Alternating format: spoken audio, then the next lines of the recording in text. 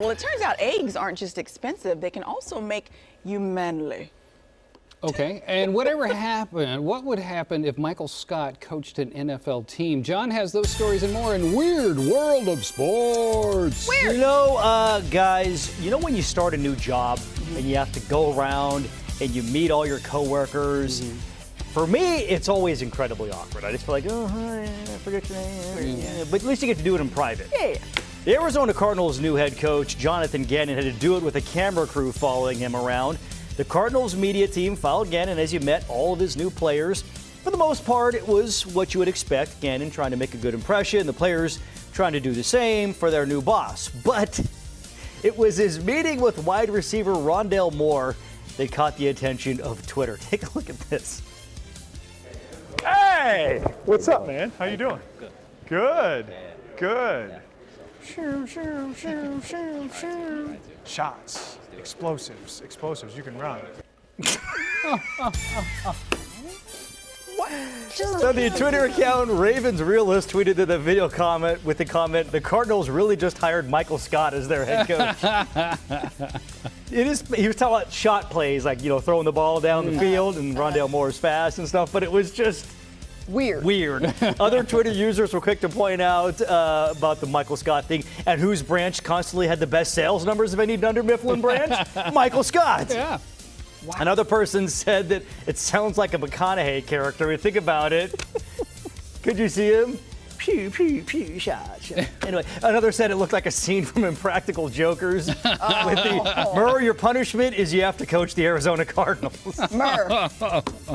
He also kind of looked like Murr a little bit. Yeah, a little bit. People were noticing. Other people said he looked like Pee Wee Herman, too. But Aw. I mean, he probably met who knows how many players that day, but that one. Pew, pew, pew. He was great in Star Wars. Yeah. He did all the pew, pew, pew sounds. Are the droids you're looking for? And then he just goes, shots. What? Okay. All right, we're going to see it again? Hey! What's up, man? How you doing? Good. Good. Shots. Explosives. I feel like, you know, if it hadn't been on camera, he could have just done what the rest of us do, walk away and like, man, I was so weird just now. And then he could have just stewed over it himself, but instead he's got the whole internet making fun of him for it. Seattle Seahawks wide receiver DK Metcalf had a heck of a week. He dominated the NBA Celebrity All-Star Game. Metcalf, who is listed at 6'3", 238 pounds, wowed the crowd in Salt Lake City with some incredible slam dunks. To be fair, he was playing against Guillermo from the Jimmy Kimmel Show, but still.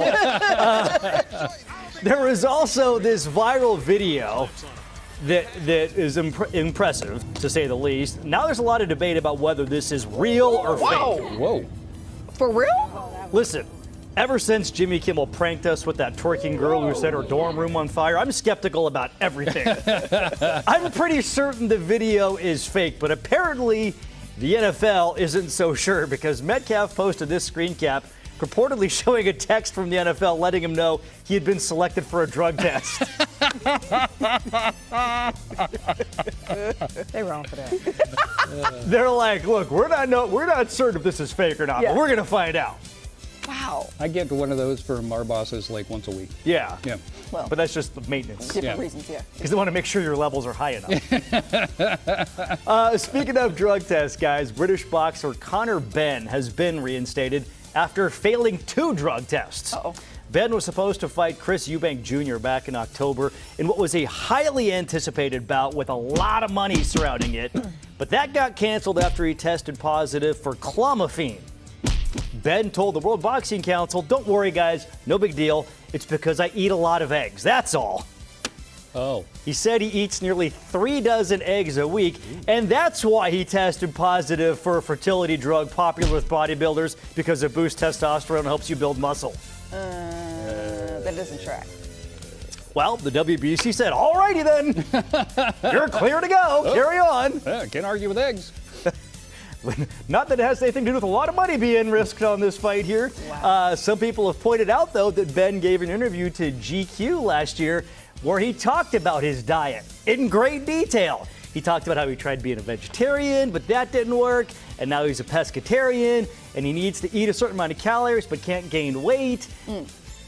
Never once mentioned eating eggs, which you would think would come up Yeah. if you ate 3 dozen a week Yep. in your GQ interview about your diet. Nonetheless, Ben has been reinstated. His manager says he's going to fight sometime in the first half of this year. Omelets will be consumed. I can only assume. Guys, I have learned a few lessons in life, believe it or not. And one of them is do not mess with wrestlers. Oh. I'm not talking about the WWE guys. I'm talking about the 120-pound dudes in a singlet with a cauliflower ear. Those guys will mess you up. Yeah. Guys like Landon Rowe and Wiley Boudreaux, they're high school wrestlers in Louisiana, both won state championships and then celebrated like this. Body slamming their coach.